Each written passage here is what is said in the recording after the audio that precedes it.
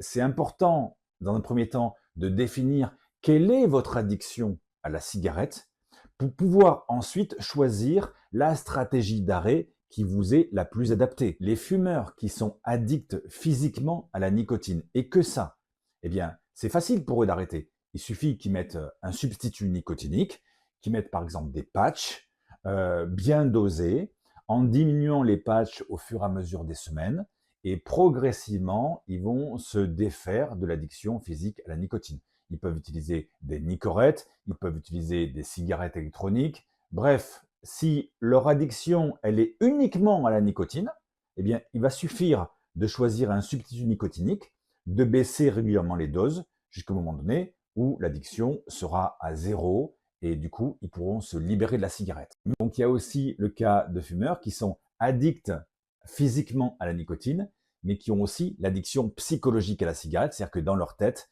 ils ont l'impression que la cigarette c'est une béquille et que c'était important, par exemple, pour gérer leur stress ou pour se faire une bulle autour d'eux, une bulle de tranquillité, ou pour avoir une contenance quand ils sont en soirée, etc.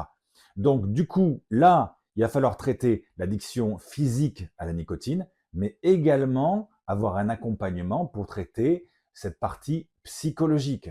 Parce que si on fait que l'addiction physique, le psychologique sera toujours là et l'impression qu'ils ont besoin de ça pour gérer leur stress sera toujours là et ils reprendront la cigarette. Ça marchera pas.